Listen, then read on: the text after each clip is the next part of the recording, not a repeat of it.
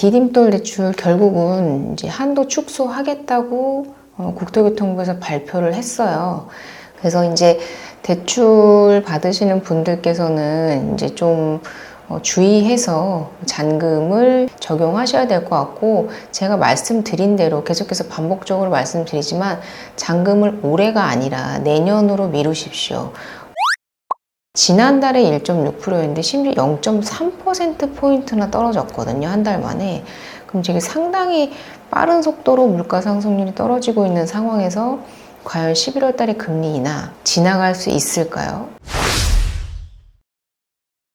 안녕하세요. 담백한 경제 2%입니다. 네. 지금은 아침 8시 44분 다들 출근하고 계실 시간일 것 같은데요. 8일, 그러니까 오늘 우리나라 시간으로 새벽 4시에 FOMC에서 금리 인하 발표를 했습니다. 그래서 기존에 제가 방송에서 말씀드렸다시피, 그리고 패드와치를 통해서, 그리고 연준에서도 계속해서 11월, 12월 금리 인하할 것이다 라고 계속 신호를 보내주셨는데, 예상과 동일하게 0.25% 인하를 단행을 했습니다. 네. 이제 오늘 아침자 기사로 보면 미국 금리 4.5에서 4.75%로 0.25%포인트 추가 인하했다. 그래서 한미 금리차 1.5%포인트로 줄어들었다.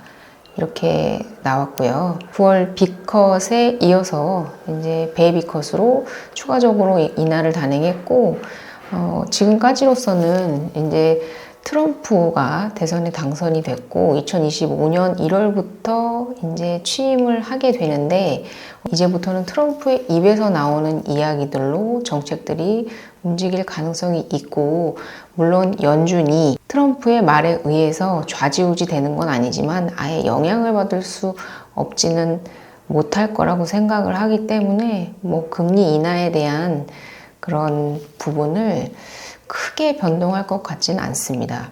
앞서 말씀드린 대로 트럼프 같은 경우에는 금리 인하 기조, 상당히 비둘기파적인 금리 인하 기조를 강하게 고수를 하는 대표적인 사람 중에 한 사람이고, 이제 그 관세를 강화하면서 심지어 중국에는 60%, 100%까지 관세를 이제 매기겠다라고 얘기를 하고 있을 정도로 자국주의를 상당히 고수하는 대통령이었는데, 그러므로 인해서 이제 관세가 올라가게 되면 세금 때문에 어쨌든 경쟁력이 떨어지기 때문에 실질적으로 우리나라 현대자동차나 삼성전자에서 미국의 공장을 설립할 만큼 그 관세에 대한 상당한 큰 부담이 있었다. 근데 오히려 미국 내에서는 법인세를 인하해 주겠다고 했거든요. 그러니까 이제 기업 입장에서는 한국에서 장사를 하면서 관세를 비싸게 내는 것보다는 미국에 투자를 해서 그곳에 공장을 설치를 하고 법인세에 대한 혜택도 받으면서 관세에 대한 영향도 안 받는 것이 오히려 더 이득일 거라고 판단이 되기 때문에 미국 안쪽으로 많은 기업들이 들어갈 것으로 예상이 되는데, 물론 우리나라 같은 경우에는 중국에 대한 의존도도 상당히 높기 때문에 중국도 관가할 수 없는 부분이라 이렇게 쉽게 움직일 수 없는 부분도 있지만, 미국 또한 큰 시장이기 때문에 또다시 트럼프 2.0의 시대로 돌아갈 것이다, 이렇게 예상이 되고 있습니다. 그래서 미국 연준 이제 파월 의장이 아무래도 이제 좀 매파적이다 보니까 트럼프와 좀 결이 맞지 않는다 해서 사퇴를 권고할 것이다, 이런 얘기가 있었는데, 트럼프 사퇴 요구해도 물러나지 않겠다라고 단호하게 얘기를 했습니다. 지금 2026년도까지가 임기이기 때문에 트럼프 정권이 들어오고 나서도 2년 동안은 임기가 계속해서 이어지는 거라고 보시면 될 것 같아요.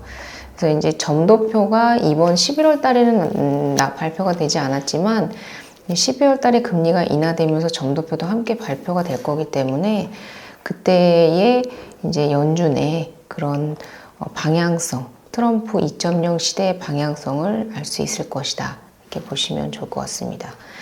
우리나라에서 어제 가장 크게 이슈가 됐던 기사가요, 미국도 미국이지만 우리나라가 더 중요하기 때문에, 디딤돌 대출입니다.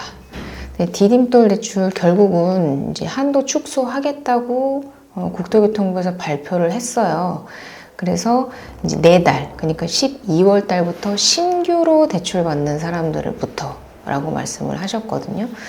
근데 이제 보통 계약을 한다고 해서 한두 달 만에 잔금을 치르는 것은 아니기 때문에 지금 계약을 하신다고 해도 12월 전까지, 그러니까 이번 달에 잔금을 끝내셔야만 하는 거거든요. 그래서 이렇게 사실 이미 계약을 하신 분들께서에 대해서만 이제 유예기간에 대한 적용기간이 반영이 되는 거다 보시면 될 것 같고, 신규로 계약을 하시는 분들의 경우에는 대출이 발생되는 그 시점이 잔금 기준일이기 때문에 보통 2, 3개월 이후이기 때문에 어쨌든 지금부터 신규로 대출을 받으시는 분들께서는 이 디딤돌 대출 축소에 대한 영향을 받을 수밖에 없다, 이렇게 말씀을 드리겠습니다.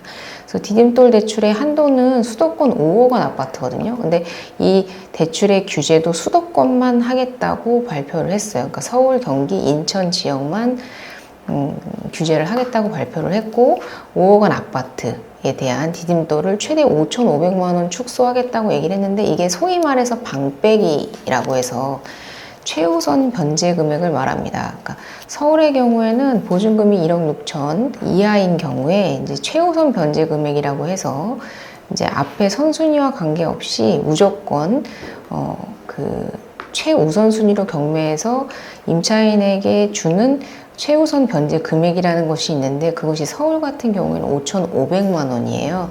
그래서 그것을 방빼기라고 표현을 하는데, 그 최우선 변제 금액을 빼고 대출을 내주겠다는 겁니다. 그래서 연소득 4천만 원에서 6천만 원의 서민들이 가장 큰 타격을 입을 것으로 예상이 되고, 그리고 대출이 최대 수도권에 대한, 그 경기 지방은 4,800 정도인가요? 그렇고요. 아무튼 뭐 몇백만 원 정도 차이지만 경기 수도권 지방은 거의 약 5천만 원 정도의 금액이 축소가 될 것이다, 이렇게 보셔야 될 것 같습니다. 오히려 신생아 대출에 대해서는 그 대출 요건을 좀 완화했어요. 그래서 그 연봉이 1억 3천에서 2억, 이거는 기존에 발표를 했던 내용이고요. 이게 다시 한번 얘기가 나왔다고 보시면 될 것 같습니다. 그래서 현재 3억 5천만 원, LTV 70%, 그러니까 생애 최초는 80, 그리고 일반적으로는 70인데 70%를 받게 되면 3억 5천만 원이신데, 이제 이게 5,500만 원 빠지면 2억 9,500만 원으로 이렇게 금액이 확 줄어든다. 근데 이제 5억 원 이하의 집을 사시는 분들께서 5천만 원의 대출 금액이 빠진다라는 것은 상당히 많이 빠지는 금액인 거거든요. 뭐 10억에서 5천만 원이 빠지는 것과 그리고 3억 5천에서 5천만 원이 빠지는 것은 상당한 큰 차이를 보이는 거거든요. 그래서 되게 큰 영향이 있다. 저는 사실 아직도 아이러니해요. 왜 대체 이 대출 규제, 그러니까 대출 총량을 규제하기 위해서 디딤돌 대출을 줄여야 하느냐. 근데 정부에서 하는 얘기는 지금 주택도시기금, 그러니까 청약부금으로 이제 모아지는 주택도시기금에 자금이 고갈되고 있어서 부족해서, 그러니까 너무 많이 내줬다 그거죠. 너무 많이 내줘서 지금 주택도시기금의 자원 고갈로 인해서 어쩔 수 없이 정책 자금을 줄일 수밖에 없다라고 얘기를 하고는 있지만, 그것도 어떻게 최소한으로 무주택자에게 내주는 대출에 대해서 심지어 5,500만 원이라는 이 어마어마한 돈에 대한 규제를 하는 것인지에 대해서는 저는 사실 아이러니하기는 하지만, 제가 앞서 말씀드린 대로 대출 규제를 하긴 해야 하지만, 그래서 대출 총량을 줄여야 하긴 하지만 일반 은행에 대한 대출을 막을 수는 없다고 말씀을 드렸잖아요. 그래서 정책 자금을 막는 것이다, 이렇게 말씀을 드렸는데, 결국은 우여곡절 끝에 방빼기, 최우선 변제금을 빼고 대출을 내주는 것으로 확정이 됐습니다. 그래서 이제 대출 받으시는 분들께서는 이제 좀 주의해서 잔금을 적용하셔야 될 것 같고, 제가 말씀드린 대로 계속해서 반복적으로 말씀드리지만 잔금을 올해가 아니라 내년으로 미루십시오. 올해는 너무 변수가 많기 때문에 지금도 11월 달에 우리나라에 11월 30일 날 금통위도 있고 그리고 12월 달에 다시 한번 미국의 FOMC 회의가 있기 때문에 여러 가지로 변수가 너무 많아서 그리고 지금 달러에 대한 강세 문제 때문에 이제 당국에서 이제 환율 개입을 할 것인가에 대한 여부도 결정해야 되는 부분이 있기 때문에 지금 상황에서는 연말보다는 내년 초로, 내년 1월 달 이후로 잔금을 잡는 것이 현명할 것이다 라고 생각이 듭니다. 네. 실수요자의 불편을 최소화하는 동시에 주택시장 상황이 지역별 주택 유형별로 서로 다른 점을 고려해 적용 대상을 명확히 했다. 실수요자의 불편을 최소화한다. 근데 대출 이제 최소한의 집을 구매하시는 분들의 대출을 규제하면서 실수요자의 불편을 최소화할 수 있다라는 얘기 자체가 저는 어폐가 있다고 생각이 듭니다. 네. 근데 어찌됐건 집을 사시는 이제 자녀를 낳겠다라는 신생아 대출에 대해서는 전혀 건드릴 생각이 없다라고 말씀을 했고, 그러니까 출산 장려 정책에 대해서는 이제 상당히 저출산이 이제 문제가 되고 있고 그게 대출 때문인지는 모르겠지만 어쨌든 출산율이 지금 증가하고 있는 상황이기 때문에 어쨌든 효과를 보고 있다고 판단을 하는 것인지는 모르겠으나 그 부분에 대해서는 오히려 혜택을 상향하겠다 이렇게 말씀을 하고 계신 상황이에요. 네. 그래서 애꿎은 디딤돌 대출 한도가 축소됐고 수도권 아파트만 적용입니다. 그래서 12월부터 입니다. 네. 그래서 12월 2일 대출 신청분부터. 근데 이게 대출 신청분이라는 것이 접수 기준인지 대출이 실행되는 일 기준인지 제가 좀 애매하기는 한데 대출 신청분이라고 표현을 하는 거 보면 접수분부터인 것 같기는 해요. 네. 이 부분에 대해서는 조금 더 정확하게 판단해 볼 부분이 있는데 애매할 때는 거기에 도전하지 마시고 뒤로 미루셔라 라고 제가 말씀을 드리고 싶습니다. 네. 지금 9월 달에 인플레이션이 1.6%여서 이제 이상적인 인플레이션 2%를 벗어났다라고 말씀을 드렸는데 10월 달 물가 상승률 또 떨어졌습니다. 1.3%로. 그래서 3년 9개월 만에 최저치로 또 떨어졌습니다. 네. 이제 근데 한국은행에서 뭐라고 얘기를 하고 있냐면요. 물가 안정 기반이 견고화되는 과정이다 라고 얘기를 하고 있는데 이상적인 인플레이션 2%를 내려가면 경기 침체라고 봐야 하거든요. 그러니까 경제의 공황이나 불황 그리고 경제의 위기까지는 아니더라도 경제가 침체되고 있다. 1%대로 내려왔다는 경기가 침체되고 있다는 걸 의미하고 그리고 지난달에 1.6%였는데 심지어 0.3%포인트나 떨어졌거든요. 한 달 만에. 그럼 지금 상당히 빠른 속도로 물가 상승률이 떨어지고 있는 상황에서 과연 11월 달에 금리 인하 지나갈 수 있을까요? 한국은행에서. 제가 여러 번의 방송에 걸쳐서 틀릴 수도 있음에도 불구하고 11월 달에 금리 인하 할 수 있을 것이다 라고 말씀을 드리는 이유도 이런 것들 때문입니다. 제가 만약에 10월 달에 또 한 번 인플레이션이 물가 상승률이 내려간다면 11월 달에 금리 인하에 대한 압박 더 커지는 것이다 라고 말씀을 드렸는데 지금 한국은행에서 지난번에 한국은행 총재께서 하는 이제 물가로만 보면 또 지금 경제 상황으로 보면 경기가 하방 압력이 상당히 큰 상태고 지금 말씀드린 대로 물가 상승률이 2.3%로 하방 압력이 상당히 큰 상태고 그리고 국가의 그 정책 안정성 기조로서 그러니까 대출을 규제하는 이유로서 이제 금융적 안정이 다소 진척이 보이고 있다라는 의미에서 이제 근데 환율적인 부분이 좀 문제가 있어. 환율도 좀 어떻게 좀 해줘봐 정부 이렇게 말씀을 드렸다고 얘기를 했잖아요.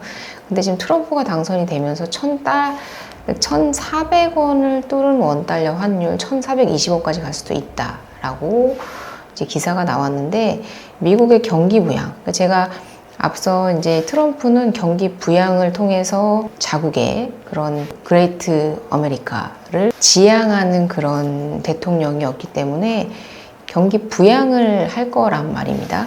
그러므로 인해서 이제 미국의 경기가 활성화됨으로 인해서 강달러 기조가 상당히 더 계속해서 유지가 될 것으로 보이는데, 지금 그런 아직 시작이 되지도 않았는데 그러한 영향으로 해서 지금 달러가 1,400원을 돌파를 했는데, 이제 지난 4월 달에 1,400원을 터치하자 즉각 외환 당국에서 이제 즉각 개입에 나섰던 적이 있었던 만큼 환율은 외환 당국에서, 그리고 지금 외화 보유고가 물론 조금 떨어지기는 했지만 지금도 충분히 안정된 상태이기 때문에 충분히 개입을 해서 환율은 떨어뜨릴 수 있는 상황이라고 저는 생각이 들기 때문에, 이 환율적인 부분은 금리 인하를 하는 데 있어서 크게 큰 영향을 주는 부분은 아닐 것이다 라고 생각을 합니다. 그래서 우리나라 경상수지 5개월 연속 흑자, 환율이 올라도 영향 제한적이다, 이렇게 말씀을 한국은행에서도 하고 계세요. 우리나라 수출 경쟁력이 가격에서 품질로 많이 전환된 만큼 환율이 높아져도 수출 증가에 기여하는 것은 크지 않다. 아예 크지 않다라고 볼 수는 없죠. 품질이 좋아졌다고 해서 비싸다고 무조건 사는 건 아니지만 어쨌건 영향이 그렇게 크지는 않을 것이다 라고 이제 예상을 하는 것은, 이제 우리나라 외환 당국에서 환율에 이제 어느 정도의 방어를 할 것으로 예상을 하는 부분도 없지 않아 있지 않을까라고 생각을 하고요. 그리고 국제 유가나 국제 원유에 더 영향을 받는다라고 했는데, 트럼프가 이제 인플레이션 부분에 있어서 아무래도 관세 부분, 그리고 이제 재정 정책으로 인해서 국채를 발행을 함으로써 인플레이션 압박에 대한 방어를 국제 유가로 할 가능성이, 이제 기름 생산량을 늘림으로 해서 국제 유가를 낮춤으로 해서 인플레이션을 방어할 가능성도 있기 때문에 국제 유가나 국제 원유에 영향을 받는데, 그 부분에 대해서도 어느 정도의 방어를 할 가능성이 충분히 있기 때문에 이렇게 말씀을 하시는 거라고 생각이 듭니다. 그래서 11월 이번 달에 연준에서도 금리를 내렸고, 그리고 12월 달에도 지금까지는 0.25%포인트 추가로 금리 인하하는 것으로 지금까지는 과반 이상이 시장에서 기대를 하고 있기 때문에 만약에 또 12월 달에 금리를 인하했는데 우리나라가 11월 달에 금리 인하를 하지 않는다면 1%포인트까지 격차가 줄어드는 것이다, 이렇게 보셔야 될 것 같고, 이미 미국과 우리나라의 환율의 역전 현상은 이미 오래 전부터 있어 왔습니다. 그래서 우리나라가 당연히 금리가 높아야지 무슨 소리야 라고 말씀하시는 분들께는 이미 금리가, 그럼에도 불구하고 이미 미국과 한국의 환율이 역전된 지는 오래다. 그래서 그런 부분에 대한 영향은 그렇게 크지 않을 것이다, 이렇게 말씀을 드리면서, 오늘은 이제 수도권 아파트 5억 원 이하 아파트에 대한 디딤돌 대출 축소에 대한 부분이 확정되었다. 그래서 대출을 받으실 때 12월 달에 불안정하게 대출을 받으시기보다는, 왜냐하면 또 변동성이 있을 수 있기 때문에, 워낙에나 말을 너무 자주 바꾸셔서 워낙에나 불안정한 부분이 있기 때문에 대출을 받으시는 분들은 잔금을 2월 달로 미루셔라, 이렇게 말씀을 드리면서 오늘 방송 마치도록 하겠습니다. 좋은 하루 되시고요. 도움이 되셨다면 구독과 좋아요를 부탁드리겠습니다. 감사합니다.